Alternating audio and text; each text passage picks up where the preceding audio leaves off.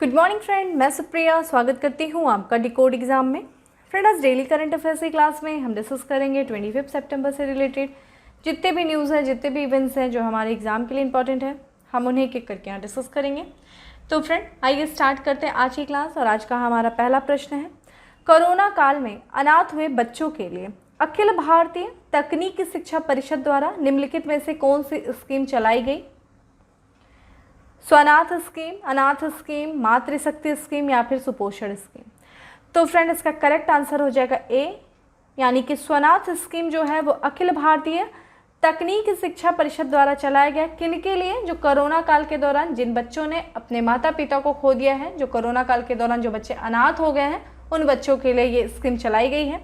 इसके बारे में देखें तो इंजीनियरिंग और दूसरे तकनीकी संस्थानों में पढ़ने वाले ऐसे बच्चे जिन्होंने कोरोना काल में अपने माता पिता को खो दिया, उन बच्चों की सहायता के लिए all India council for technical education ने स्वनाथ नामक स्कॉलरशिप स्कीम शुरू किया है। ठीक है, तो ध्यान रखिएगा, स्वनाथ क्या है? एक स्कॉलरशिप स्कीम है। स्कॉलरशिप स्कीम है किसके द्वारा शुरू किया गया? अखिल भारतीय तकनीकी शिक्षा परिषद के द्वारा, यानी कि all India council for technical education के द्वारा। किसके लिए शुरू किया गया? उन बच्चों के लिए जो कोरोना काल के दौरान अपने माता पिता को खो दिए हैं, और स्पेशली उनके लिए जो इंजीनियरिंग के स्टूडेंट हैं या फिर जो दूसरे तकनीकी संस्थाओं में पढ़ने वाले जो बच्चे हैं उनके लिए।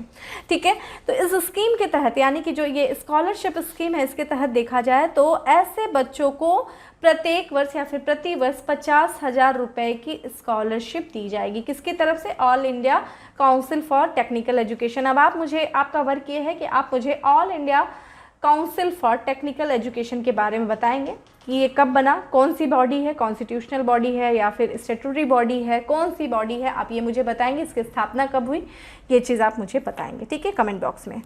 चलिए नेक्स्ट पे चलते हैं। ला पाल्मा द्वीप किस महासागर में स्थित है? फ्रेंड, ये रिसेंटली चर्चा में रहा है। ला पाल्मा द्वीप हिंद महासागर में, प्रशांत महासागर में, अटलांटिक महासागर में या फिर अंध महासागर में? तो फ्रेंड, इसका करेक्ट आंसर है सी, अटलांटिक महासागर में आपका ला पाल्मा द्वीप जो है वो स्थित है। इसके बारे में देखा जाए तो ला पाल्मा द्वीप कैनरी द्वीप के 7 द्वीपों में से एक है। ध्यान दीजिएगा, कैनरी द्वीप जो कि अटलांटिक महासागर में स्थित है, और ये एक द्वीपों का समूह है। कितने द्वीपों का? 7 द्वीपों का समूह है, जिसमें से एक जो है ला पाल्मा द्वीप, और रिसेंटली ये चर्चा में रहा है। कैनरी द्वीप की बात करें तो यह मुख्य भूमि अफ्रीका के निकट अटलांटिक महासागर में स्थित है। आप इसकी लोकेशन देख सकते हैं। ये देखिए, ये मुख्य भूमि अफ्रीका है और अफ्रीका के पश्चिमी तट पे आपका स्थित है कैनरी आइलैंड। कैनरी आइलैंड के कुछ द्वीपों पे देखा जाए तो स्पेन का जो है शासन प्रशासन चलता है, कंट्रोल चलता है, और स्पेन देखें यहाँ से कितने 1700 किलोमीटर की दूरी पर है। ठीक है, ये चीज़ ध्यान रखिएगा। और ये देखिए अटलांटिक ओशियन है। ठीक है, चलिए इसके बारे में देखा जाए तो हाल ही में कैनरी द्वीप के ला पाल्मा द्वीप पर कुम्बेर या फिर कैम्ब्रे विएजा ज्वालामुखी से ज्वालामुखी विस्फोट हुआ है, और यही कारण है ये चर्चा में है। तो आपको ये चीज़ ध्यान रखनी है कि सबसे पहले एक प्रश्न यहाँ से घुमा भी सकता है, जैसे कह देगा कि कैम्ब्रे विएजा ज्वालामुखी। ठीक है, कैम्ब्रे या कुम्बेरे जो विएजा ज्वालामुखी है वो किस द्वीप पर स्थित है?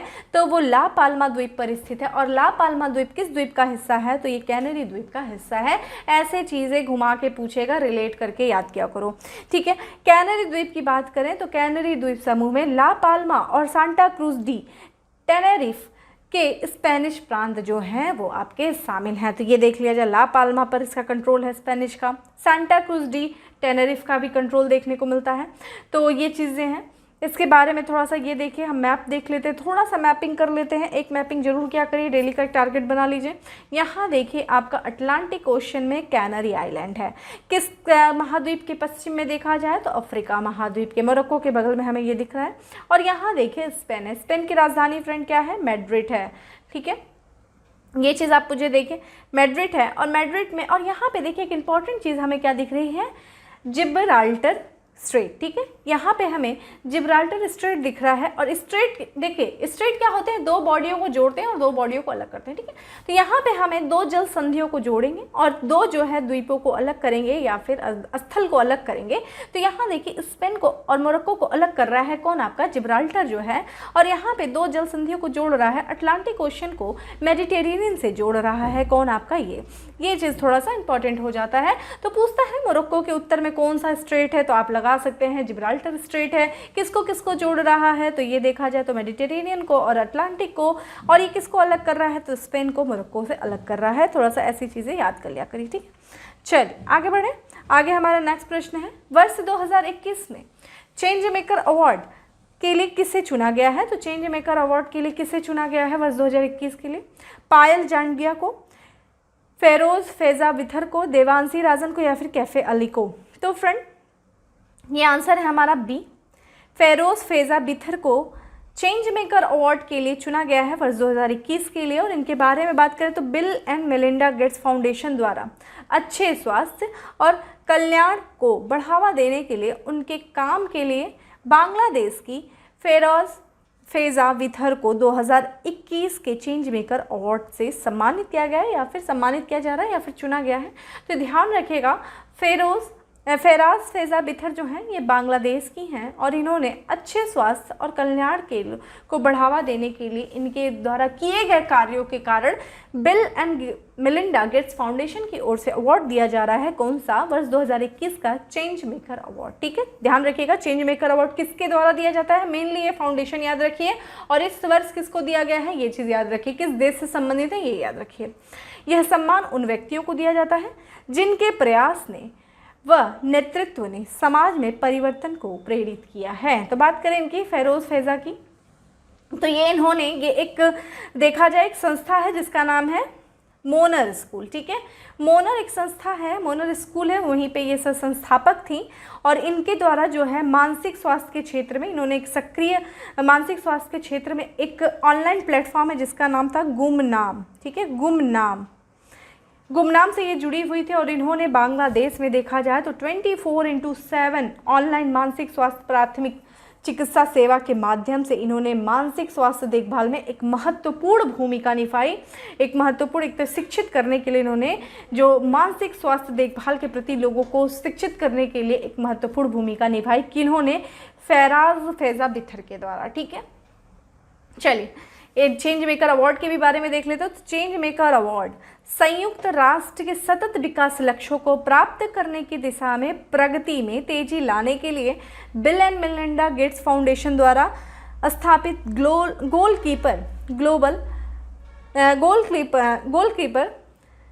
ग्लोबल गोल्स अवार्ड का हिस्सा है, ठीक है। तो ध्यान रखिएगा, ये हमने अभी कल ही बात किया था, सस्टेनेबल डेवलपमेंट गोल 17 है, कब तक 2015 से लेकर के 2030। तो इस 17 गोल को प्राप्त करने की दिशा में जो प्रगति में तेज़ी लाने के लिए इन्होंने जो लोग इस क्षेत्र में कार्य करते हैं इस गोल को प्राप्त करने के लिए उसको bill and Melinda Gates Foundation के द्वारा अवार्ड दिया जाता है, सम्मानित किया जाता है। और उन्होंने एक अलग से अवार्ड इसके लिए बनाया है, कौन सा नाम है उसका, गोलकीपर ग्लोबल अवार्ड, उसी का हिस्सा है आपका चेंज मेकर अवार्ड, ठीक है। ध्यान रखिएगा। नेक्स्ट है हमारा, किस मंत्रालय के द्वारा राष्ट्रीय केंद्रीकृत एकल खिड़की प्रणाली शुरू की गई है। सड़क परिवहन राजमार्ग मंत्रालय, उर्वरक रसायन मंत्रालय, कानून एवं न्याय मंत्रालय, या फिर वाणिज्य एवं उद्योग मंत्रालय। करेक्ट आंसर इज डी, यानी कि वाणिज्य और उद्योग मंत्रालय के द्वारा राष्ट्रीय एकीकृत एकल खिड़की प्रणाली शुरू किया गया है। और इसके बारे में देखा जाए तो अर्थव्यवस्था की रिकवरी के साथ साथ निवेश में तेज़ी लाने, एक तो आपकी जो अर्थव्यवस्था कोरोना काल में देखें कितनी पूरी तरीके से बहुत ज़्यादा अर्थव्यवस्था को पे बहुत नकारात्मक प्रभाव पड़ा है, तो उसकी रिकवरी हो और साथ ही साथ निवेश भी तेज़ी से, निवेश बढ़ेगा तब अर्थव्यवस्था आपकी ग्रोथ होती है। तो निवेश में तेज़ी के लिए वाणिज्य एवं उद्योग मंत्री कौन है, आपके पीयूष गोयल ने राष्ट्रीय केंद्रीकृत एकल खिड़की प्रणाली यानी कि नेशनल सिंगल विंडो सिस्टम की शुरुआत की है।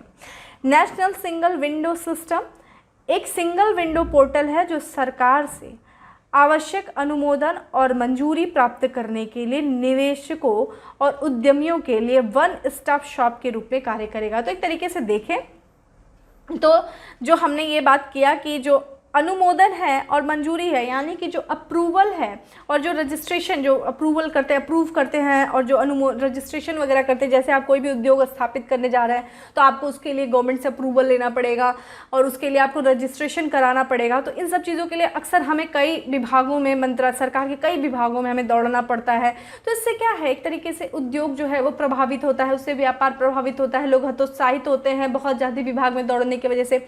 तो सरकार ने, यानी कि वाणिज्य विभाग ने एक ही सिंगल विंडो बना दिया। आपको कोई उद्योग स्थापित करना है, आपको कोई व्यापार करना है, आप एक सिंगल विंडो पे जाकर के अनुमोदन करेंगे, अप्रूवल लेंगे, वहाँ से आपको डोर टू डोर, मतलब हर विभाग के पास जाने की ज़रूरत नहीं होगी। इससे क्या होगा कि आप जाएंगे वहाँ पे, एक सिंगल विंडो सिस्टम जो स्थापित किया गया, वहाँ पे आप जा करके उनसे अप्रूवल लेंगे। वो इससे क्या होगा, जब तुरंत आपको अप्रूवल किसी चीज़ को मिलेगा तो आपका उद्योग जो है वो तेज़ी से ग्रोथ करेगा, व्यापार तेज़ी से बढ़ावा मिलेगा। ठीक है, जितना जल्दी अप्रूवल होगा उतना ही जल्दी चीज़ें तेज़ी से वर्क करेंगी। तो इसलिए ऐसा किया गया है। इसमें बात करें फ्रेंड, तो वर्तमान में इससे 18 केंद्रीय विभाग और 9 राज्य जुड़ चुके हैं, अर्थात 18 विभागों से अलग अलग मंजूरी लेने की नहीं होगी। अब सिंगल विंडो के जरिए आवेदन करने पर ही काम हो जाएगा, यानी कि अब आपको अप्रूवल लेने के लिए, रजिस्ट्रेशन कराने के लिए किसी सरकारी दफ्तर के चक्कर काटने की समस्या से आपको निजात मिल जाएगा। अब आपको किसी सरकारी दफ्तर के चक्कर नहीं इतने काटने पड़ेंगे। ठीक है, तो एक तरीके से देखा जाए तो यह व्यापार करने में एक व्यापार करने में आसानी की दिशा में एक बहुत बड़ा कदम है। ठीक है, व्यापार करना आपके लिए आसान हो जाएगा जितना जल्दी आपके लिए व्यापार। देखिए, जटिलता जब जितनी ज़्यादा होगी ना, उतना ही लोग हतोत्साहित होंगे, और प्रक्रिया जितनी ज़्यादा सरल होगी ना, उतना ही ज़्यादा लोग मोटिवेट होंगे। ठीक है, यही चीज़ है इसका। ठीक है, तो जो प्रक्रिया है उसको सरल बनाओ, ना कि इतना जटिल बनाओ कि लोग उस तरफ आए ही ना। चलिए आगे बढ़ते हैं। पहले हिमालयन फिल्म महोत्सव का उद्घाटन किस राज्य में किया गया है? डायरेक्ट प्रश्न है, ज़्यादा समझने वाली बात नहीं है। सिक्किम, हिमाचल प्रदेश, लद्दाख या फिर उत्तराखंड? तो फ्रेंड, इसका करेक्ट आंसर देखा जाए तो है इसका लद्दाख, यानी कि लद्दाख में पहले हिमालयन फिल्म फेस्टिवल का उद्घाटन किया गया है। और इसके बारे में देखे जाए तो पहाड़ी राज्यों को मुख्य धारा की सिनेमा से जोड़ने की पहल के तहत आयोजित हुए पहले हिमालयन फिल्म महोत्सव का उद्घाटन 24 सितंबर 2021 को लेह, जो कि लद्दाख की राजधानी है, लेह लद्दाख में किया गया। ठीक है, तो किस लिए? जो हिमालय राज्य हैं, पहाड़ी जो राज्य हैं, उनको मुख्य धारा की जो सिनेमा से जोड़ने के लिए ये पहल की शुरुआत की गई है। और यह उद्घाटन केंद्रीय सूचना और प्रसारण मंत्री अनुराग ठाकुर द्वारा किया गया। तो मंत्रियों के मिनिस्ट्री के नाम आपको याद होने चाहिए। इस महोत्सव का जो उद्घाटन किया गया, अभी हाल ही में बॉलीवुड की फिल्म रिलीज़ हुई है, बहुत से लोगों ने देखा होगा। उस फिल्म का नाम है शेरशाह। तो शेरशाह फिल्म से महोत्सव का उद्घाटन किया गया है, इस फिल्म का और ये उद्घाटन फिल्म थी। और शेरशाह की बात करें फ्रेंड, थोड़ा इस फिल्म के भी बारे में समझ लो। शेरशाह जो किसके जीवन पे आधारित थी, शेरशाह मूवी, तो यह फिल्म जो है शेरशाह, वो परमवीर चक्र से सम्मानित कैप्टन विक्रम बत्रा के जीवन पर आधारित युद्ध फिल्म है। काफ़ी तारीफ सुनी है मैंने, मेरे पास तो इतना वक्त नहीं रहा कि मतलब मैं थोड़ा सा मूवी देख पाऊँ। आप लोगों ने देखा होगा और काफ़ी अच्छी सुने हैं, ये पिक्चर है तो देखना चाहिए। जिन लोगों ने नहीं भी देखा वो लोग देखें, तो काफ़ी पता चलेगा कि कितने वीर योद्धा थे हमारे देश में हैं और कितने लोगों के बारे में आपको पता चलेगा। ये सारी देखनी चाहिए, खासकर जो जीवनी से संबंधित जो लोग फिल्म बनाते हैं उसको जरूर देखना चाहिए। नेक्स्ट है हमारा, पशुपालन और डेयरी विभाग ने भारत के पशुधन क्षेत्र को बढ़ावा देने के लिए किस संस्था के साथ समझौता किया है? तो पशुपालन और डेयरी विभाग ने भारत के पशुधन के क्षेत्र को बढ़ावा देने के लिए Bill and Melinda Gates Foundation, Oxfam, FFDA, NABARD. तो फ्रेंड, इसका करेक्ट आंसर है A, Bill and Melinda Gates Foundation के साथ समझौता किया है। किसने? पशुपालन और डेयरी विभाग ने किया है। किस चीज़ के लिए? भारत के पशुधन क्षेत्र को बढ़ावा देने के लिए। बात करें यहाँ पे तो फ्रेंड, पशुपालन एवं डेयरी विभाग, भारत सरकार, bill and Melinda Gates foundation ने भारत के पशुधन क्षेत्र में निरंतर सुधार लाने हेतु एक साथ काम करने के लिए बहुवर्षीय समझौता ज्ञापन किया। कौन कौन है? एक आपका पशुपालन और डेयरी विभाग है, दूसरा भारत सरकार, और फाउंडेशन की बात करें मोस्ट इंपॉर्टेंट, तो bill and Melinda Gates foundation ने समझौता किया है। किस लिए? भारत के पशुधन क्षेत्र में निरंतर सुधार करने के लिए।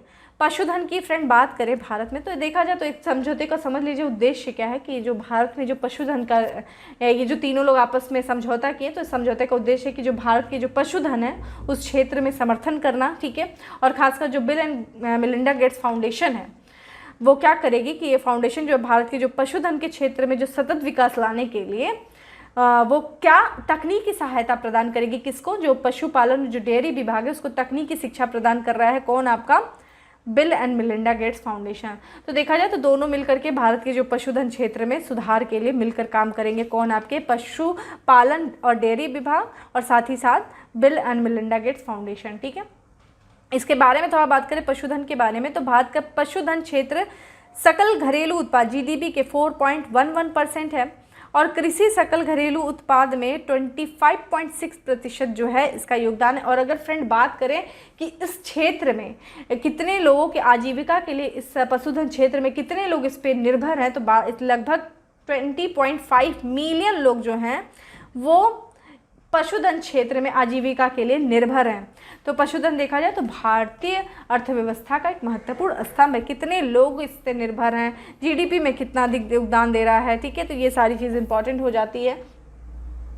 तो एक तरीके से देखा जाए तो हमने यही चीज़ देखा कि जो भी कुछ आपके सामने जो खाद्य और पोषण सुरक्षा की जो चुनौतियाँ आ रही हैं, चुनौतियों का जो सामना करने के लिए और जो मानव स्वास्थ्य की सुरक्षा के लिए देखा जाए तो बहुत आवश्यक है आपका पशु स्वास्थ्य को प्राथमिकता देना, ठीक है। और इसके अंतर्गत देखा जाए तो इसके साथ पशुधन क्षेत्र के विकास में पशुपालन और संरचना को मजबूत करना, ठीक है। पशुधन क्षेत्र में क्या करेंगे, पशुपालन और संरचना को मजबूत करना, उद्यमिता विकास और साथ ही साथ वन हेल्थ फ्रेमवर्क को लागू करने की परिकल्पना है। वन हेल्थ फ्रेमवर्क क्या है, इसके क्रियान्वयन से क्या हो जाएगा, जो पशु हो गया और जो मानव हो गया, ठीक है, पशु और मानव स्वास्थ्य जो चुनौतियां हैं उनका पता लगेगा, जो मानव के साथ जो पशु और मानव संबंधी जो स्वास्थ्य संबंधी चुनौतियां हैं उनका पता लगेगा। और जब चुनौतियां जो उनके सामने जो चुनौतियां हैं उनका समाधान निकालेंगे ये लोग मिलकर के आपस में।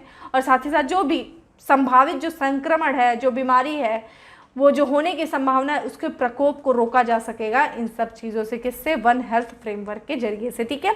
पशुधन क्षेत्र में देख लीजिए पशुपालन आता है, डेयरी आता है, मत्स्य पालन क्षेत्र शामिल होता है। ये स्टार्ट कर लीजिए, ऐसे पूछता है प्रश्न, पशुधन क्षेत्र में कौन कौन सी चीज़ें शामिल है, पशुपालन हो गया, डेयरी हो गया, मत्स्य पालन हो गया।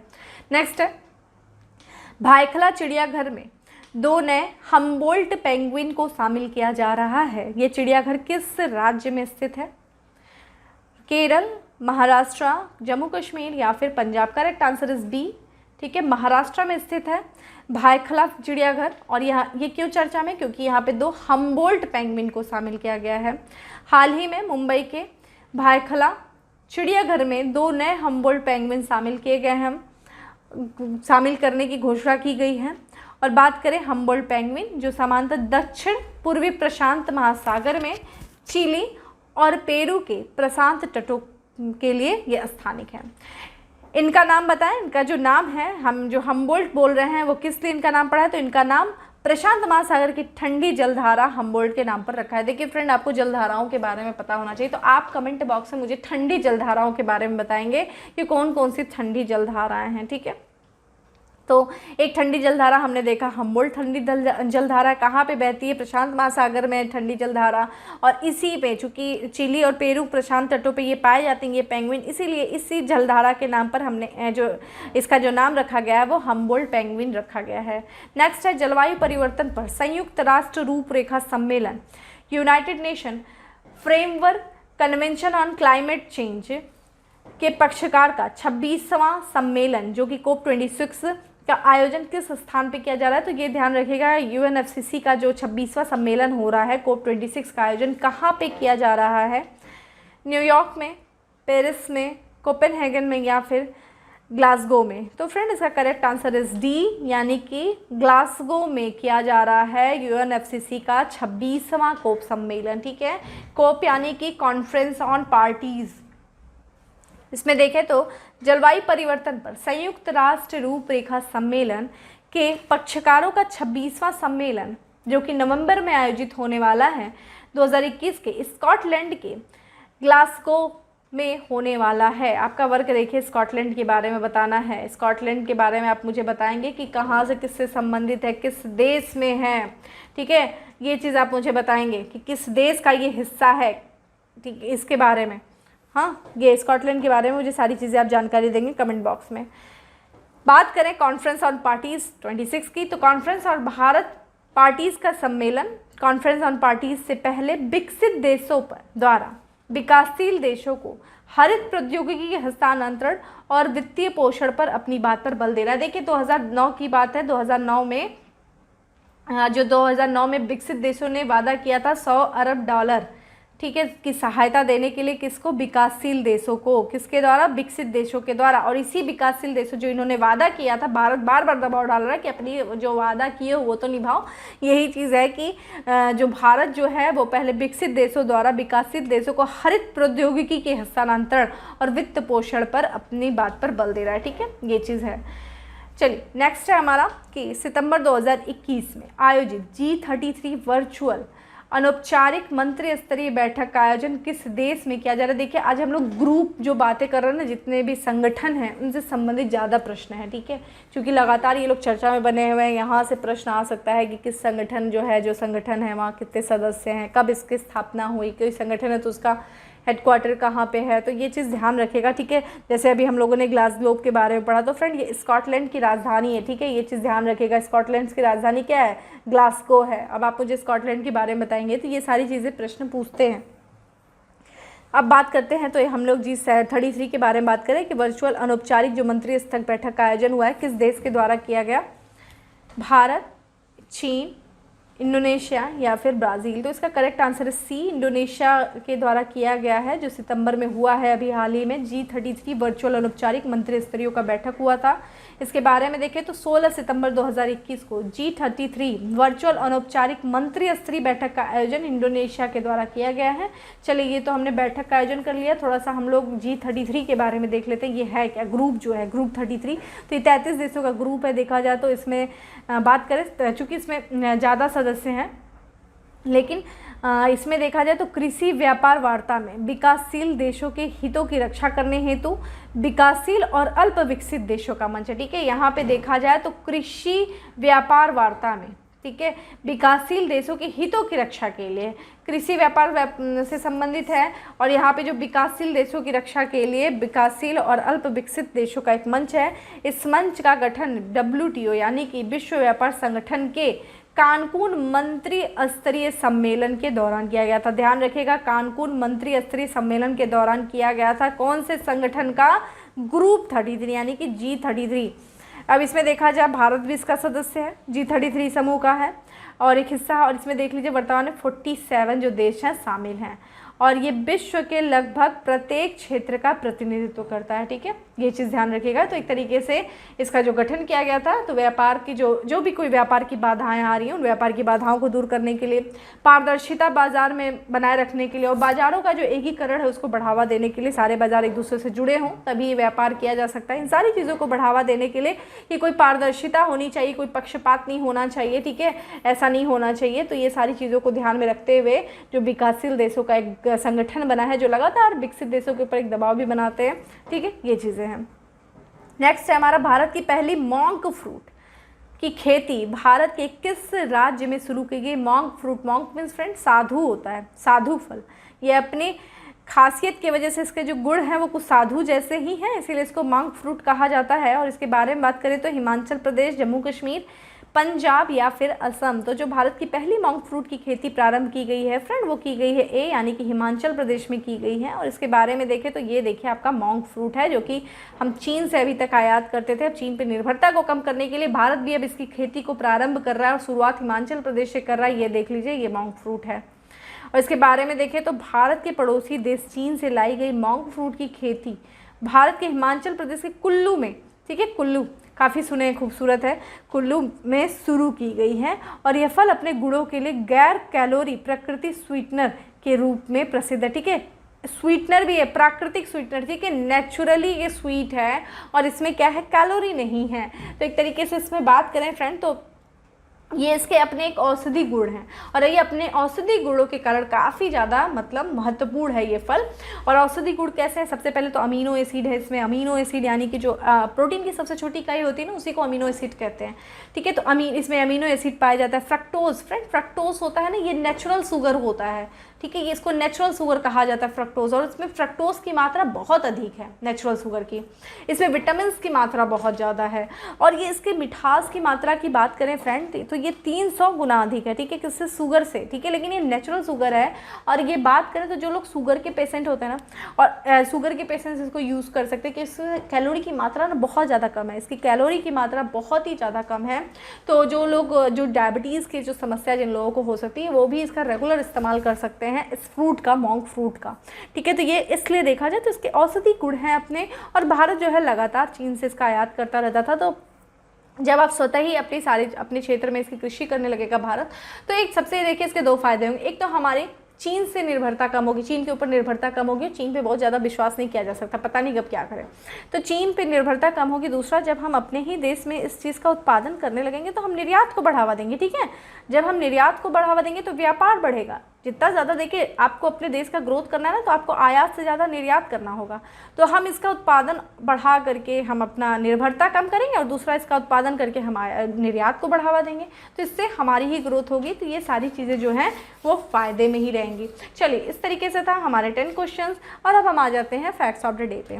फैक्ट्स ऑफ द डे में देखिए, जस्ट हमने जो पहले क्वेश्चंस को डिस्कस किया था, वही क्वेश्चन एक आ गया। द हिमालयन फिल्म फेस्टिवल 2021 का पहला संस्करण जो कि 24 से लेकर के 28 सितंबर तक आयोजित हो रहा है, कहाँ पे, लद्दाख में भी कहाँ, लेह में, ठीक है।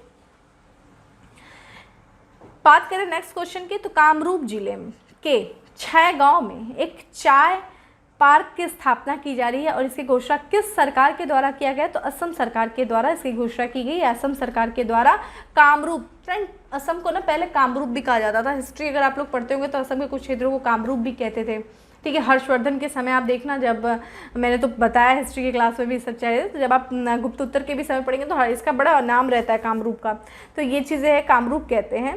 तो कामरूप के जिले में 6 गांव में देखिए एक चाय पार्क स्थापित किया जा रहा है, ठीक है। असम की सरकार के द्वारा इसकी घोषणा की गई। कामरूप वर्ड आ जाए तो असम से जोड़ दीजिए।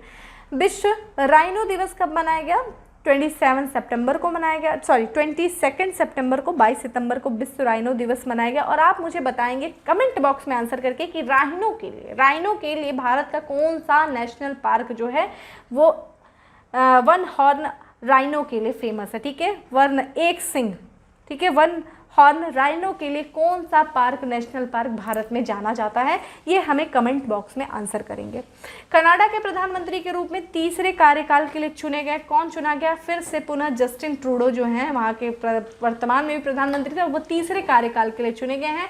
चूँकि ये बहुमत से थोड़ा दूर रह गए हैं, लेकिन ये वर्तमान में अब ये तीसरी बार प्रधानमंत्री बनेंगे। प्रधानमंत्री कहाँ के, कनाडा के। नेक्स्ट है हमारा कि वाणिज्य और उद्योग मंत्रालय द्वारा वाणिज्य सप्ताह मनाया जा रहा है, कब से कब तक, 20 सितंबर से लेकर के 26 सितंबर तक मनाया गया है। देखिए जितने सप्ताह मनाए गए ना, वो आपको पता होना चाहिए। जैसे हमने पोस्टर सप्ताह के बारे में बात किया, हमने बधिर सप्ताह के बारे में बात किया, हमने अब वाणिज्य सप्ताह के बारे में बात कर रहे हैं, तो ये आपको पता होना चाहिए। अंतर्राष्ट्रीय सांकेतिक भाषा दिवस 23 सितंबर को मनाया गया, ठीक है। और सौरभ जी ने काफ़ी अच्छा आंसर किया था, बहुत अच्छा लगा, उन्होंने थीम वगैरह सब कुछ लिखा था। आप लोग भी ऐसे ही क्या करो, और मैं देख रही हूँ आप लोग के आंसर्स कम हो रहे हैं फ्रेंड, प्लीज़ आंसर करो। एक ही, मैं इतने सारे क्वेश्चंस करती हूँ, उसका एक ही आंसर लिखो प्लीज़, मेरी हम्बल रिक्वेस्ट है। जितने लोग भी देखते हो आप लोग एक आंसर क्या करो, मुझे बहुत अच्छा लगेगा, ठीक है, बहुत ही अच्छा लगेगा, आंसर करो प्लीज़, ठीक है। और फिर उसके बाद देखिए नेक्स्ट है हमारा, शिक्षा मंत्रालय ने राष्ट्रीय शैक्षिक पाठ्यक्रम की रूपरेखा के विस्तार के लिए राष्ट्रीय संचालन समिति गठित की है, और इस समिति की अध्यक्षता किसके द्वारा किया जा रहा है, इसरो के पूर्व अध्यक्ष डॉक्टर के कस्तूरी रंगन। फ्रेंड मोस्ट इंपॉर्टेंट, स्टार कर लो, राष्ट्रीय शिक्षा नीति 2020 की भी इन्हीं के समिति गठित किया गया था। इन्हीं की समिति के आधार पे जो राष्ट्रीय शिक्षा नीति आई है 2020 की, ये कस्तूरी रंगन समिति के ही रिपोर्ट पे आई थी। और इन्होंने देखा जाए तो राष्ट्रीय शैक्षिक पाठ्यक्रम, जो भी शैक्षिक पाठ्यक्रम उसकी रूपरेखा के विस्तार के लिए राष्ट्रीय संचालन समिति गठित किया गया, ठीक है। तो उसकी जो थोड़ा बदलाव आएगा, उसमें कुछ विस्तार किया जाएगा कि ये कौन है, ये कस्तूरी रंगन की अध्यक्षता में। नेक्स्ट है हमारा कृषि मंत्रालय के अनुसार बेहतर चावल उत्पादन के लिए वर्ष 2021 के खरीफ सीजन में भारत का खाद्यान्न उत्पादन रिकॉर्ड को छूने की उम्मीद है। कितना? 150.50 मिलियन टन। ठीक है, बहुत ज़्यादा उत्पादन हो रहा है। ये देखिए, ये डेटा है, ये डेटा डायरेक्ट पूछता है, खासकर पीसीएस वगैरह में ऐसे डेटा डायरेक्ट पूछे जाते हैं। ये आपको पता होना चाहिए खरीफ सीजन में भारत का उत्पादन कितना रहा है, और इस बार तो रिकॉर्ड छू रहा है, बहुत ज़्यादा उत्पादन हो रहा है, तो इसलिए आपको ये रिकॉर्ड, ये जो डेटा है याद होना चाहिए। एशिया का पहला हाइब्रिड फ्लाइंग कार मॉडल कहाँ स्थित वियंटा एरो मोबिलिटी स्टार्टअप ने विकसित किया है? तो ये पूछ रहा है कि देखिए, वियंटा एरो मोबिलिटी स्टार्टअप ने भारत का पहला हाइब्रिड फ्लाइंग कार मॉडल जो है वो विकसित किया है। और ये जो वियंटा एरो मॉडल आपका एरो मोबिलिटी स्टार्टअप है, ये कहाँ पे स्थित है? तो ये चेन्नई में स्थित है। ठीक है, चेन्नई में स्थित है। देश का पहला मोबाइल म्यूजिकल क्लासरूम और रिकॉर्डिंग स्टूडियो जिसका नाम है म्यूजिक बस कहाँ लॉन्च किया गया? किस सरकार के द्वारा? दिल्ली सरकार के द्वारा। असम में चाय उत्पादन को बढ़ावा देने के लिए, देखिए वही चीज़ फिर से रिपीट हो गई है। असम में चाय उत्पादन को बढ़ावा देने के लिए राज्य सरकार के द्वारा एक चाय पार्क स्थापित किया जा रहा है। कहाँ? असम के कामरूप में। देखिए यही प्रश्न फिर से आ गया है। ठीक है, कोई बात नहीं, जितना ज़्यादा रिपीट करेंगे उतना ही ज़्यादा याद होगा। चलिए अब आ जाते हैं हम यूपी स्पेशल में। यूपी स्पेशल में है उत्तर प्रदेश हिंदी संस्थान द्वारा सर्वश्रेष्ठ भारत भारतीय सम्मान के लिए चुना गया है डॉक्टर सूर्यबाला को। किसके लिए? भारत भारतीय सम्मान के लिए चुना गया है उत्तर प्रदेश हिंदी संस्थान के द्वारा।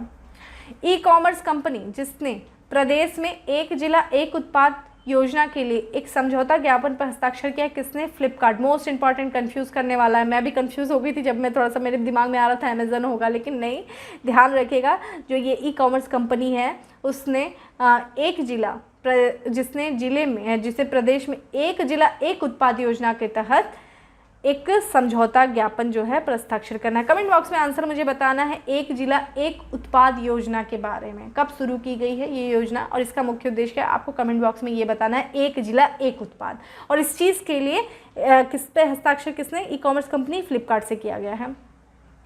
नेक्स्ट है हमारा जो आपका तीसरा है उत्तर प्रदेश स्पेशल है। मार्च 2021 में मुख्यमंत्री योगी आदित्यनाथ ने शहर में संचारी रोग नियंत्रण अभियान और दस्तक अभियान शुरू किया। कहाँ से? वाराणसी से। ठीक है, तो शहर में संचारी रोग नियंत्रण, जो भी संचार होता है जो कि टच से होता है, और उसको नियंत्रण, और दस्तक अभियान। ठीक है, दस्तक अभियान की भी शुरुआत जो है वाराणसी की। प्रदेश का जिला जहाँ थारू जनजाति के लोगों ने अपना बैंक खोला, बहराइच। ठीक है, म्यूज़ियम भी खोला जा रहा है वहाँ पे। ठीक है, पहला जो है ट्राइब म्यूज़ियम जो खोला जा रहा है, जनजातीय संग्रहालय खोला जा रहा है बहराइच में, और वो थारू जनजाति से ही ज़्यादा है। यहाँ पे जो बहराइच वगैरह थारू जनजाति बहुत ज़्यादा रहती हैं, तो थारू जनजातियों के लिए उन लोगों ने मिलकर ही अपना बैंक खोल लिया, और ये कहाँ पे? बहराइच में। NCRB यानी कि नेशनल रिकॉर्ड क्राइम ब्यूरो के आंकड़ों के अनुसार हत्याओं के मामले में प्रदेश का स्थान देख लीजिए प्रथम है। बहुत बढ़िया, मतलब क्या ही बताया जाए, ये प्रथम भी आ रहे हैं तो किस मामले में आ रहा है? हत्याओं के मामले में प्रथम आए हैं। किस अभी हम लोग NCRB रिपोर्ट जो रिपोर्ट आई है नेशनल क्राइम रिकॉर्ड ब्यूरो के अनुसार, ठीक है, हत्याओं के मामले में प्रदेश का स्थान क्या? उत्तर प्रदेश का प्रथम स्थान है। ठीक है, तो इस तरीके से था हमारा करंट जो था 25 सितंबर से रिलेटेड। आपको मैंने, हाँ आज मुझे लग रहा है कि मैंने कुछ ज़्यादा वर्क दिया है, लेकिन कोई बात नहीं। रजत जी हैं, रजत जी हो गए, और सौरभ जी हो गए, फारूक जी हो गए, सूर्यवंशी जी हो गए, सारे लोग बहुत अच्छा आंसर कर रहे हैं, और ये सारे लोग अच्छे, ऐसे और भी लोग आंसर करते रहो प्लीज़, है ना। आंसर करो क्वेश्चंस को जितना ज़्यादा, एक ही दो क्वेश्चंस के आंसर करो लेकिन करो। तो फ्रेंड फिर मिलते हैं अपने नेक्स्ट सेशन में, तब तक के लिए bye, have a good day, stay safe and stay happy.